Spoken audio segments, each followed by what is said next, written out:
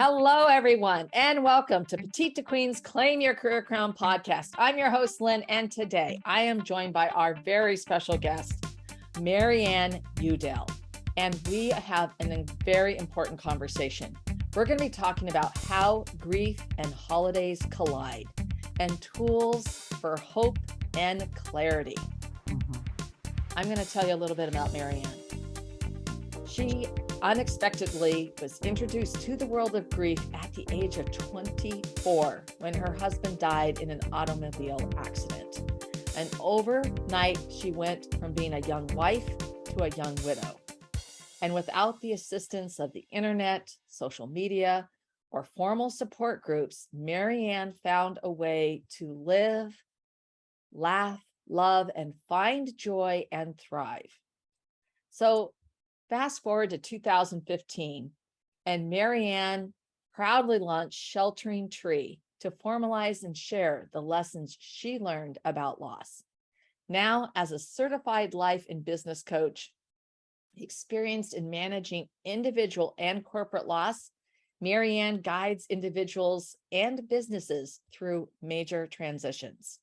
Whether it's assisting in business restructure, leading her Reclaim Your Life mastermind group, or working with individuals dealing with the death of a loved one, an illness, a divorce, a breakup, or job loss, Maryann helps them make peace with the past and live fully in the present so they can embrace the promise of their future. What a beautiful topic for today, Maryann. Thank you so much for joining me. Thank you, Lynn. I'm so glad that you invited me and suggested this specific topic around the holidays because it's a tough time for people. It really is. It is indeed. And for those of you who are tuning in to this incredible episode for the very first time and for Claim Your Career Crown, I would recommend in this moment, take that moment to subscribe to Claim Your Career Crown wherever you get your podcasts, because you don't want to miss out on a single incredible episode. And if you love what we're doing and you love the show, please take that moment to give us that 5-star review. We would very much appreciate it. Well, Maryann, let's get into this topic. And I think let's do some more backstory, because we talked about how you were a widow at such a young age of 24. But what inspired you to start your business? Well, as you could tell, there was quite a jump from when I was 24 to 2015. And at that point, I was doing a corporate job and I was almost laid off. And then I started to think, I don't want them to have control over my life. I don't want to live in fear. And I started exploring what else I wanted to do. I started going to workshops. I started figuring out, well, what will I have control over? And I decided to become a life and business coach. Wow. And all right. It took a little while before I I admitted that I wanted to help people deal with loss. Going all the way back to my experience and my journey through my life, that's what gave me the tools to be able to share with others. So that's where my methodology comes from, my own life experience. Yeah. No, that's beautiful. And I also love the fact that you really spent that time for introspection to look at, well, what was next for you, what were your passion was, and then what was the best way to pursue that passion. And you just mentioned that you have a process that you really relied on your own life experience. But could you go into a little bit more about the process how you work with people and what that looks like?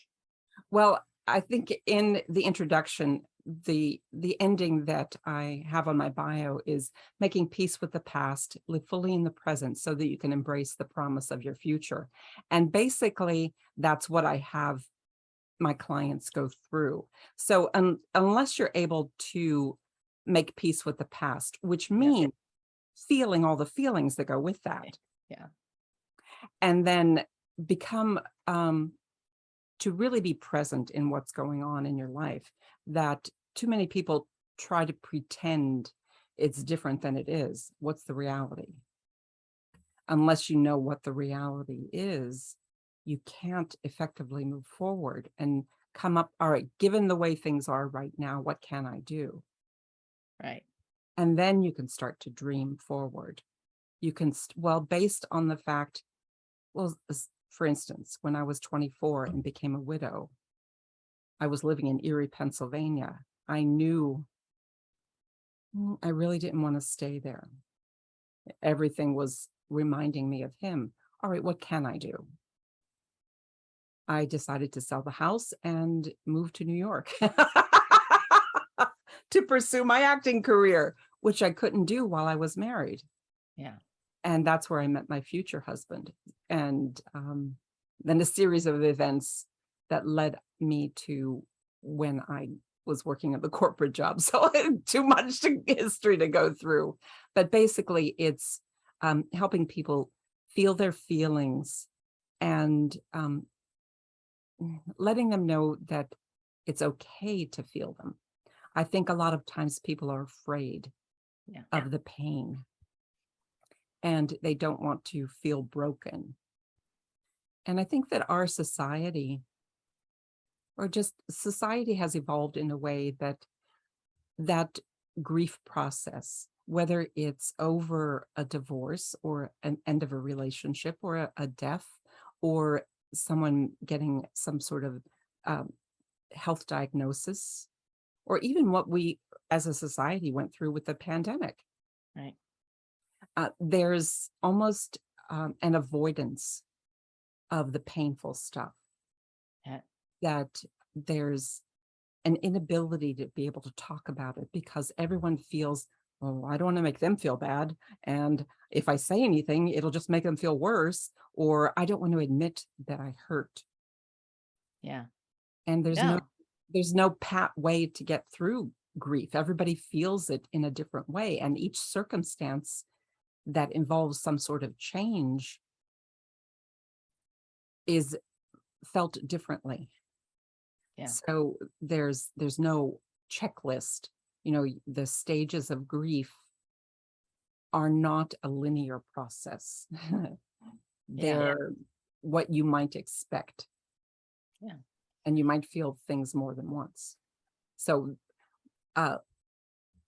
grief and loss is a lifetime process.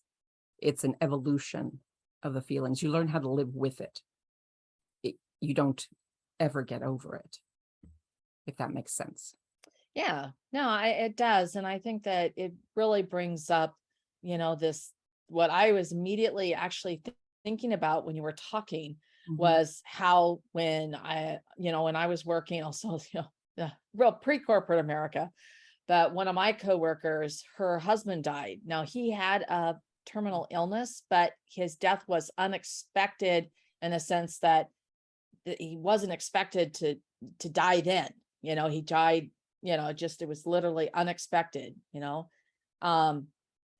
I know that sounds weird, but No.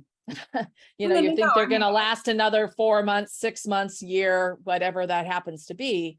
And so she was gone from work, and I was constantly, even though someone else was sort of assigned to be managing her business, he was just not doing a good job on it. And I was constantly going by and taking care of things on her desk.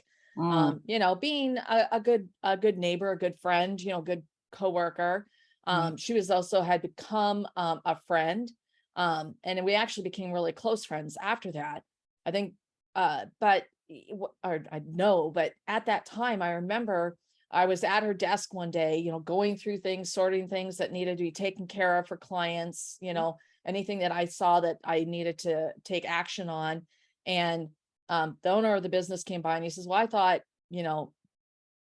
Bob was handling this.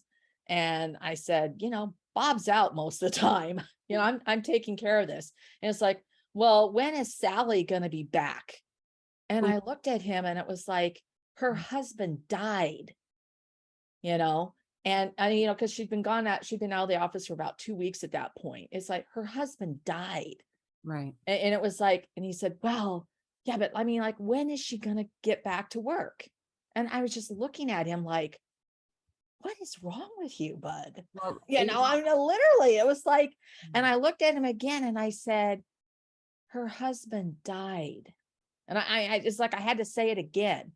And then he finally sort of went, oh yeah, okay. And he walked away. But I'm like going like, this is this insensitivity and that of people not being comfortable. Like you said, I just like, they don't know, they don't feel comfortable around grief. They don't feel comfortable about talking about it. And it's like, it's Right. just completely suppressed. Like, get over it. Your husband died, get Right. back to Well, work. right. Exactly. And I think that there are people that do end up going back to work. And I know that there were, I read some interviews from people in business who went back to work too soon. And they admitted that they made poor decisions Yeah. while they were in that brain fog. And I think that there's a lot of things that happen when people go back to work. There's the feeling of being invisible because nobody wants to talk about it. They're Yeah. afraid they're going to make you feel bad. They don't know what to say. So I think there needs to be a lot of education within the workplace. I know Sheryl Sandberg has raised the conversation quite a bit because her husband had died while she was unexpectedly, while they were on vacation.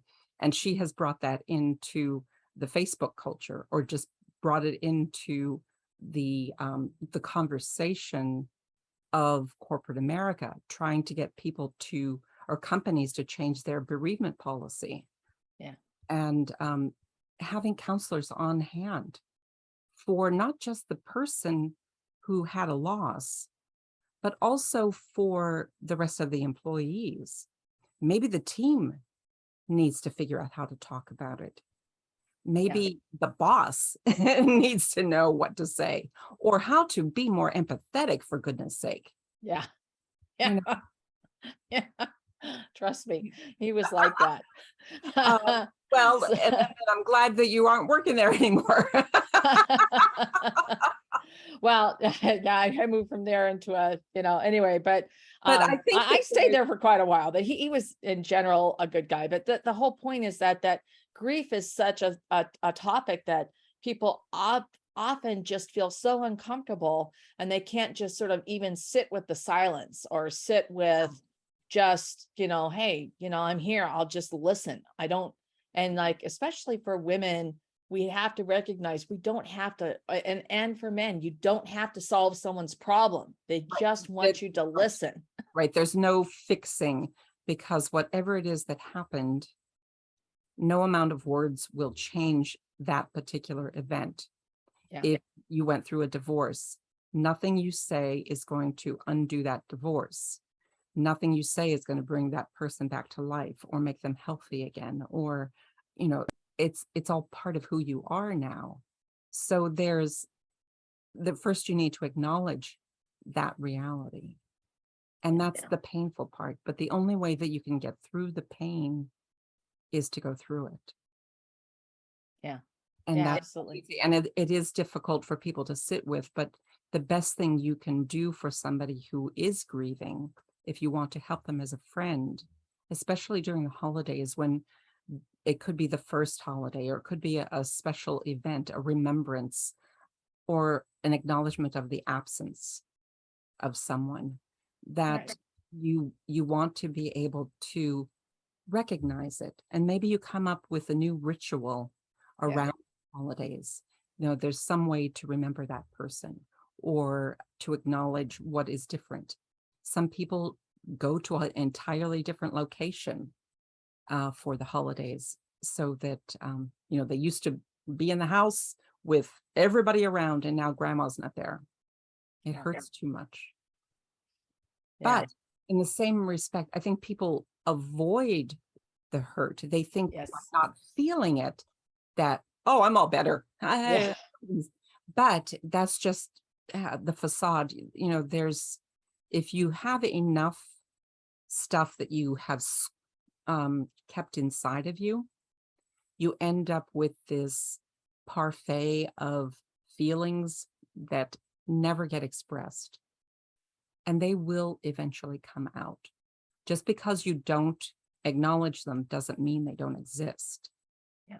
And one of my early clients approached me at a networking event. She said, I think I need to work with you. I'm crying all the time. And it turns out that when she was 13, her father had died, and she had to be strong for her mother. Right. Everybody was more worried about her mom as a young widow with 2 kids, and she couldn't go to the funeral. She was told, be brave, keep a stiff upper lip, uh, English. Yeah. So there was all of that stuff too. And she never got to grieve her father. And she was in her late 60s when we worked together. So over 50 years of grief kept inside. And after about a year, now she smiles a lot more, and she's an entirely different person. Yeah. So I think the hardest thing for people is acknowledging that it's okay to get help. There's no shame in saying you hurt. You're not broken. There's nothing wrong with you. Our society expects quick fixes. Yeah. Everybody, and social media shows all the good stuff, the best of the best, and airbrushed and photoshopped, and everything is perfect. But everyone you see has something going on. Think about that for a minute. Everybody has a pain inside. If everyone sitting in a circle wrote their biggest challenge or their biggest pain or hurt on a piece of paper and put it into a hat, and you were told to take another one out, you read somebody else's, you might just want to go back to yours. Because acknowledge that you're not the only one who is having a painful situation.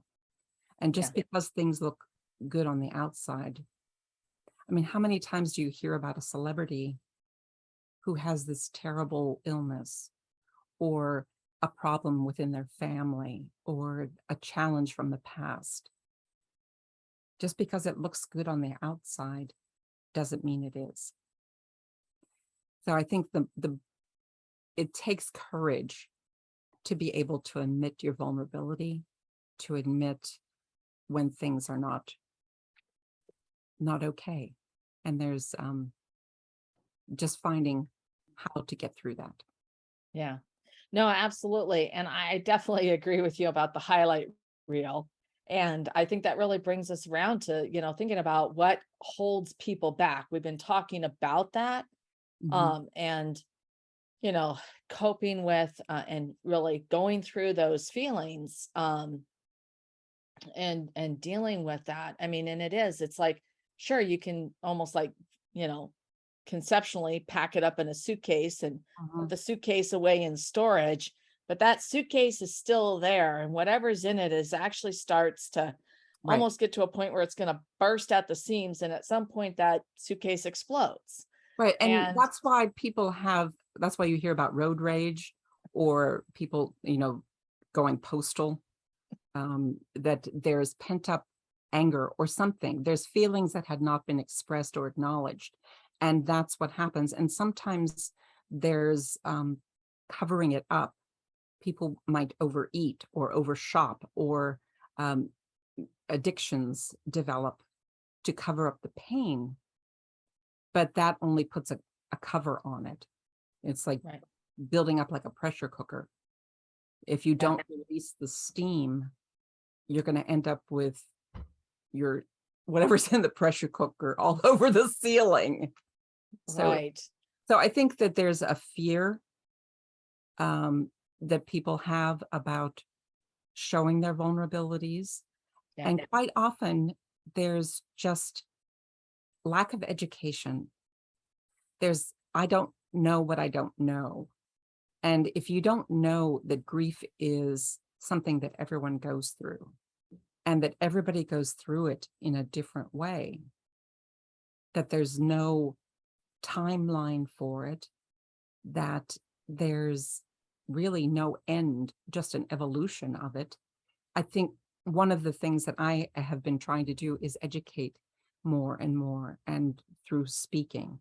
through, showing up at different networking events and having that be a topic of conversation. So people don't feel as uncomfortable about it. And I think during the pandemic, we did start talking more about mental wellness and people's vulnerabilities and admitting when things are not right. So we might be headed in the right direction, but there's still more education to do. And there's still a greater need for people to understand that it's okay to feel. I've always been a very feeling person and empathetic. I used to cry at, I think when Lassie ran away from home. I always joke about when Benji got kicked in that movie, Benji, it was it was so upsetting. So but I thought everybody was like that. I said, no. Yeah, well, it is interesting, about what holds people back, because when I think about it, that definitely, letting those emotions out, which will express itself in tears. And I also know that occurs not only when, you have to go through that whole grief process, which, anger is one, you can be angry at that person, you can be angry at yourself, angry at the situation. Right. And that is one process that you have to go through. Right. Because, I also lost my husband and he from cancer, and there was anger of both at him for not doing the medical things that he needed to, so it could have been diagnosed early. But there was also like anger at myself, like, well, why didn't I insist on going to the doctors with him? Right. So yeah. And it's like I had to go through that, like, okay, he was an adult, he's a responsible adult. I cannot be responsible for him not doing what he needed to do. I have to forgive myself and forgive him for not, really being, insistent or assertive about what to take care of. And I will say that once he was diagnosed with terminal cancer, after I stepped in and I did become that person who went to the appointments and I went to the things, and I would just say, hey, I want this on the, the written report, the after visit report, that we've asked for this and you've refused. And I was very aggressive about that. And now you don't need these tests. You don't need this done. And I said, oh no. In that case, you were a strong advocate for him when he couldn't be for himself. But the point you made about going through the anger and frustration and regrets and needing to forgive. Yeah. Forgiveness is a huge thing. And I think that people confuse forgiveness with saying it was okay. Yeah. Especially if somebody did something bad to you, or if you were treated poorly in a marriage, or if there was abuse of any sort. Forgiveness doesn't forgive the action itself. It doesn't say what you did was okay. It only takes away the power that act has over you. Right. So it's possible to forgive, but for yourself, not for the other person. Yeah. I really think that's so powerful. And then this the same way of, I think I had started to sort of talk about the tears. And because that's another thing, is that the tears seem that so many times that it's like not appropriate to cry, especially for men. Men don't cry, but even for women, you don't cry at work, and it's like, there's this whole part of you that is being suppressed, and you need a way to express that emotion, because I really think that it causes more stress on you physically and more mental anguish, because you're not able to express your emotions fully. Now, there's of course an appropriate and an inappropriate way to do that, but that's the type of education that we really do continue to need to be able to know how to express those things, even if it's going into the ladies' restroom and taking a break and like, okay, I need a break. I've got to or go into your car. and I need to deal with this. Right. Yes.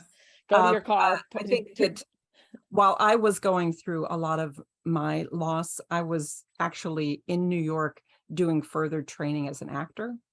And a lot of the experiences and the training that you go through as an actor is to get you in touch with your feelings. So a lot of the exercises that I did helped me release things in ways that I wasn't even aware I needed to release, because you don't know what you don't know. Yeah. And there was no one around really to help. There was no young widows support group. There's a lot of different organizations now that offer that kind of support, but there wasn't then. And I think finding what works for you and acknowledging help and accepting it when it comes, that it's okay. You don't have to do it on your own. And I think people who are especially competent and have always been able to survive have this I guess Bravado. well, that's a good word for it. Yes, there's this sense that, oh, I can handle this. But there's no shame in getting help. There's no shame in asking for someone to sit with you and just be with you. There's no shame in saying, I think I would really like to be alone right now. It's all part of your personal journey going through it. So whatever it is you're feeling is okay. Yeah. It could be anger, it could be frustration, it could be rage, it could be just helplessness and fear and just pain. But the tsunami, I like to equate any sort of initial grief as being hit by a tsunami. You're turned upside down, you can't breathe, you can't find your feet on the ground. It's hard to get your breath. It's hard to think clearly. You don't know which way is up. And then things start to subside and your feet are on the ground. You can breathe again. You can see the light. And then the waves just become little plitches. But every now and then one will come. But you're more prepared. So you have to go through it to find that peace at the end of it, or at least come to some sort of peace. Yeah. So, and thinking about how grief and holidays collide, and what are some tools for hope and clarity that our listeners could do next if they find themselves in whatever the type of loss the situation is, whether personal or at work. What could they do next? What can they do to help them on this journey? Well, I think the first thing is to just admit what the reality is, to know that it's okay to take time out to feel, and to just, this is the way it's going to have to be. And don't pretend it's okay if it's not. Yeah.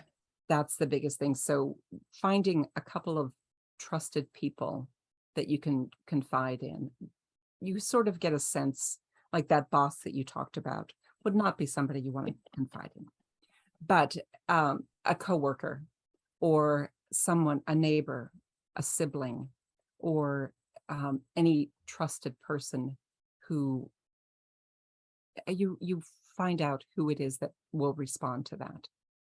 And if you're looking for help, every month I do a monthly virtual coffee break on the first Thursday of every month, and it's free.